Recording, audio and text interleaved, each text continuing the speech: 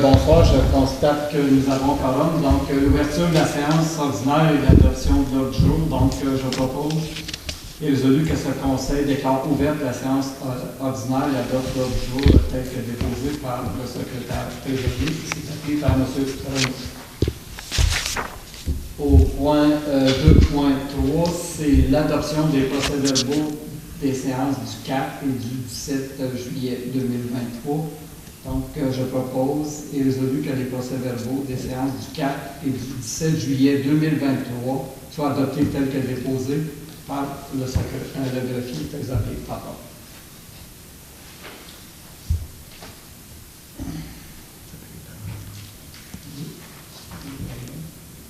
C'est appuyé par M. Farah. Question du public. Donc, il n'y a pas de question du public. Au point 6, au conseiller, M. Farah. Je propose et résolu que ce conseil entérine la liste des déboursés émis au montant total d'1 214 714,50 tel qu'indiqué sur la liste présentée par le greffier trésorier en annexe aux présentes minutes à la page CP-23-07, le tout selon les dispositions du règlement de délégation de pouvoir ainsi qu'à l'article 906.1 du Code municipal du Québec. Adopté. 6.2, avis de vacances d'un poste au conseil. Donc, le directeur général et greffier trésorier informent le conseil que suite à la démission de Mme Karine Roy-Tavernier de son poste de conseillère du district des Arcs-en-Vert, le dit poste est vacant. Le directeur général et greffier trésorier informent également le conseil qu'une élection partielle devra être tenue pour combler le poste de conseiller du district des Arcs-en-Vert et qu'à titre de président d'élection, il a fixé la date du scrutin au 12 novembre 2023. Au point 8, adoption du règlement 2023-012, M. Renaud. Oui, je propose et résolu que ce conseil adopte le règlement 2023-012, modifiant le règlement 98-003 relatif au zonage relativement aux établissements d'hébergement. Tous les membres du conseil déclarent avoir lu le dit règlement et renoncent à sa lecture. Le greffier trésorier fait les mentions d'usage telles qu'il est stipulé au deuxième alinéa de l'article 445 du Code municipal du Québec. Oui, alors le règlement 2023-012 a pour objet de modifier le règlement sur les dispositions déclaratoires, les permis et certificats et le règlement relatif au zonage. Donc, le règlement porte sur la terminologie à l'article 2.3 du règlement sur les permis et certificats. Donc, on ajoute une définition, soit l'hébergement de type établissement de résidence principale. Également, le règlement du zonage, l'article 3.2.3.2 du règlement est modifié et l'article 4.1.1.5 est ajouté au règlement du zonage. C'est appuyé par M. Farah. Le point 2, l'adoption du règlement numéro 2023-016, M. Farah. Je propose et résolu que ce conseil adopte le règlement 2023-016 pour modifier le règlement 2022-021 concernant la vitesse maximale permise sur certains chemins de la municipalité. Tous les membres du conseil déclarent avoir lu le dit règlement et renoncent à sa lecture. Le greffier trésorier fait les mentions d'usage telles qu'il est stipulé au deuxième alinéa de l'article 445 du Code municipal du Québec. Le règlement 2023-016 a pour objet de modifier le règlement actuel 2022-021 concernant la vitesse permise sur les chemins de la municipalité. Donc, le règlement porte sur l'ensemble des chemins municipaux.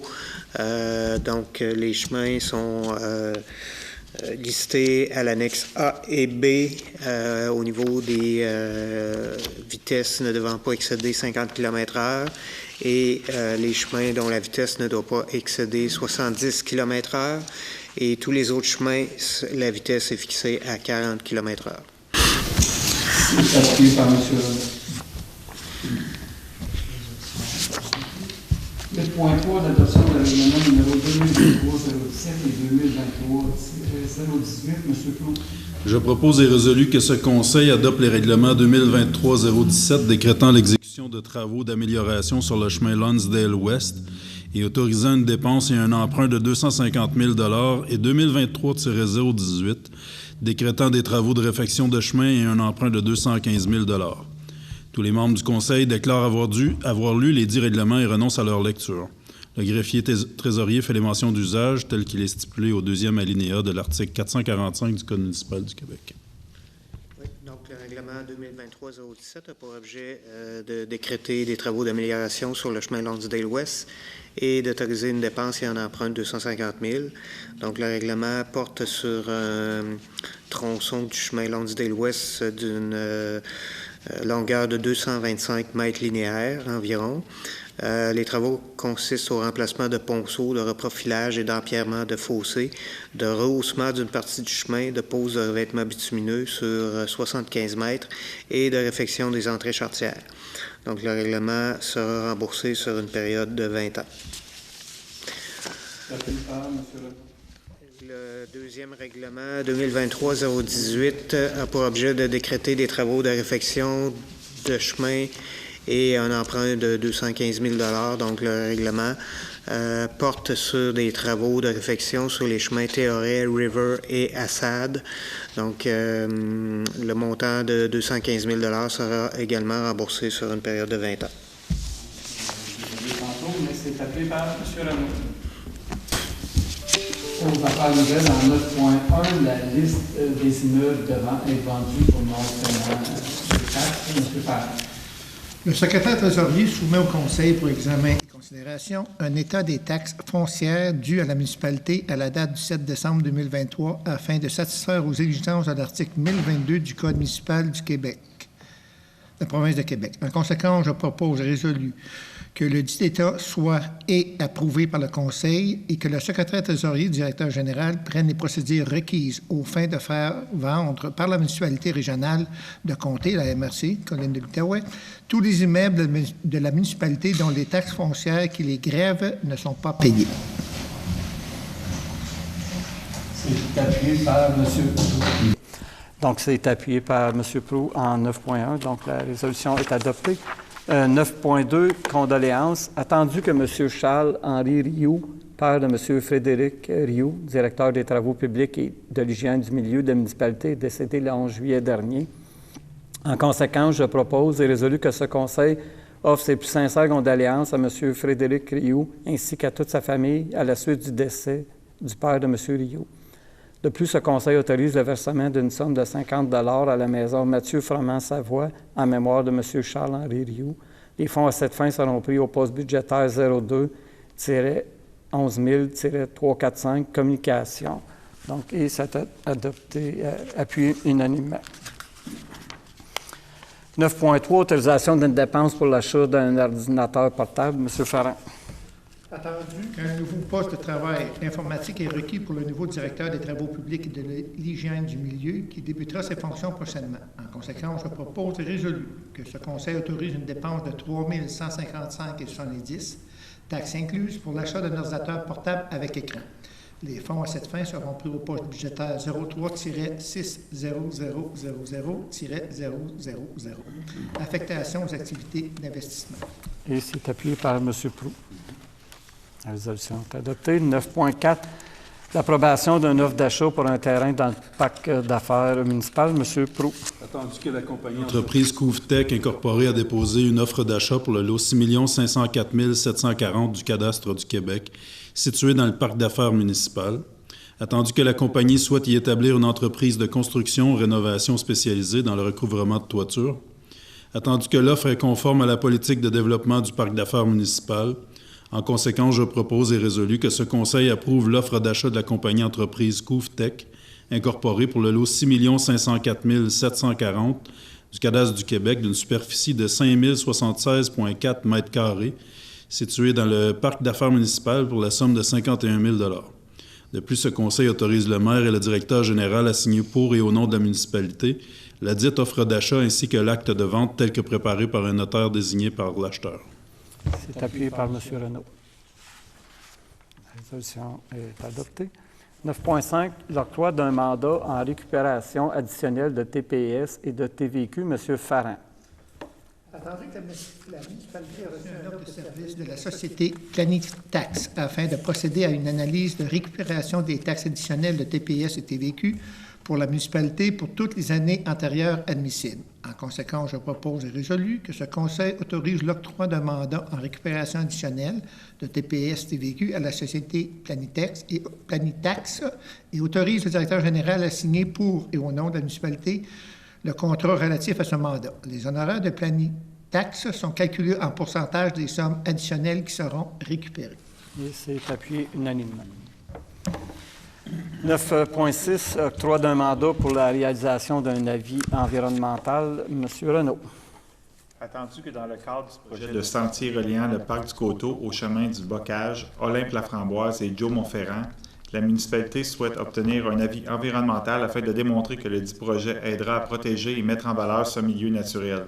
En conséquence, je propose résolu que ce Conseil octroie un mandat pour la réalisation d'un avis environnemental sur une partie des lots 3 648 521, 4 914 053, 5 695 518 et 6 276 769 du cadastre du Québec à la firme Alliant Conseil Environnement pour la somme de 9 475 plus taxes. Les fonds à cette fin seront pris à même le fonds de parc et terrain de jeu. C'est appuyé par M. Proulx. La résolution est adoptée. 9.7, octroi d'un mandat pour le recensement des actifs municipaux. M. Proulx. Attendu que la municipalité a mis en place en 2021 un système de gestion de ses actifs, attendu que l'entrée des actifs dans le système n'a pu être réalisée faute de personnel pour procéder au recensement des 10 actifs, attendu que la firme Quadrivium a déposé à la municipalité une offre de service pour procéder au recensement d'une partie des actifs, notamment les ponceaux municipaux. En conséquence, je propose et résolu que ce Conseil autorise l'octroi d'un mandat à la firme Quadrivium pour le recensement des actifs municipaux à raison de 140 heures par homme pour la somme totale de 11 000 plus taxes. Les fonds à cette fin seront pris au poste budgétaire 02-32000-411, services scientifiques et de génie. C'est appuyé par M. Farrin. La résolution est adoptée. 9.8, appui à la MRC des collines de l'Outaouais. M. Renaud.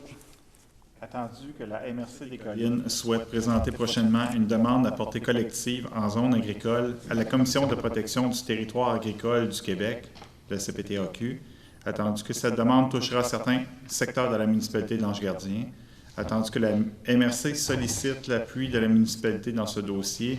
En conséquence, je propose et résolu que ce Conseil appuie la demande à portée collective en zone agricole portant sur les îlots déstructurés que la MRC des Collines de l'Outaouais entend présenter à la CPTAQ.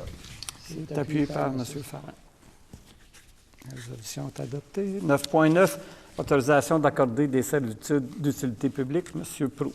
Attendu que la municipalité a fait une demande de prolongement des réseaux d'électricité et de téléphonie sur le chemin industriel, attendu que les compagnies d'utilité publique requièrent des servitudes pour l'installation des poteaux et des ancrages, en conséquence, je propose et résolu que ce Conseil accorde des servitudes d'utilité publique à Hydro-Québec et Bell Canada pour le prolongement des réseaux sur le chemin industriel, le tout tel que démontré sur sa description technique, préparée par Simon Anfield, arpenteur géomètre, sous sa minute 5701 en date du 17 juillet 2023.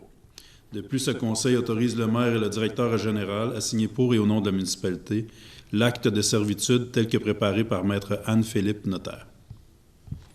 C'est appuyé par M. Renaud. La résolution est adoptée. 9.10, autorisation de s'engager dans le processus d'obtention de l'accréditation PARQ. M. Farrin. Attendu que la municipalité souhaiterait reconnaître Chamboisé de l'Ange-Gardien comme parc régional. Attendu pour que ce faire, la municipalité doit obtenir l'accréditation PARQ de l'Association des parcs régionaux du Québec. En conséquence, je propose et résolu que ce Conseil autorise que la municipalité d'Ange-Gardien s'engage à obtenir l'accréditation PARQ pour Chamboisé de l'Ange-Gardien, le cas échéant au plus tard à la date prévue du dernier versement de la subvention du programme de développement de l'offre touristique des parcs régionaux, DOTPR. C'est appuyé unanimement. La résolution est adoptée. 9.11, autorisation de déposer une demande d'aide financière dans le cadre du programme DOTPR. M. Farrin. Le troisième appel du projet de programme de développement de l'offre touristique des parcs régionaux, DOTPR, est présentement en cours. Attendu que la municipalité souhaite faire une demande d'aide financière dans le cadre de ce programme pour la construction du nouveau bâtiment d'accueil de Chambroisé de l'Ange-Gardien. Attendu que la municipalité a entrepris le processus d'obtention de l'accréditation de l'Association des parcs régionaux du Québec afin que Chambroisé de l'Ange-Gardien soit reconnu comme un parc régional. En conséquence, je propose résolu que ce Conseil autorise le directeur général à déposer une demande d'aide financière dans le cadre du programme DOTPR pour la construction du nouveau bâtiment d'accueil de Chambroisé à l'Ange-Gardien. De plus, ce Conseil certifie que les renseignements fournis dans le présent formulaire et dans les documents joints sont véridiques et complets et que le présent engagement sera consigné dans les procès-verbaux de la municipalité. Enfin, ce Conseil autorise le ministère du Tourisme à utiliser certains renseignements de nature stratégique aux fins d'études, de recherche et d'évaluation. Et c'est également appuyé unanimement. Donc, la résolution est adoptée. 9.12, modification du règlement 2023-015. M. Farrin. Attendu que la municipalité de l'Ange-Gardien a décrété par le biais du règlement numéro 2023-015 une dépense de 375 000 et un emprunt du même montant pour l'établissement de plans et devis pour la construction du nouveau bâtiment d'accueil à Chambroisé de l'Ange-Gardien. Attendu qu'il est nécessaire d'amender le règlement afin de réduire le terme de l'emprunt de 20 ans à 5 ans. Attendu qu'il est également nécessaire d'amender le dit règlement pour enlever la référence au fait que la municipalité souhaite se prévaloir du pouvoir prévu au deuxième paragraphe et du deuxième alinéa de l'article 1063 et suivant le Code municipal du Québec. En conséquence, je propose résolu que ce Conseil adopte les modifications au règlement 2023-015. C'est appuyé par M. Renaud. La résolution est adoptée.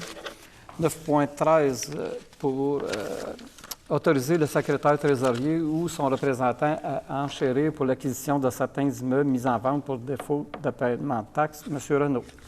Attendu que la municipalité de l'Ange-Gardien peut enchérir et acquérir des immeubles mis en vente pour taxes municipales impayées, et ce, conformément à l'article 1038 du Code municipal.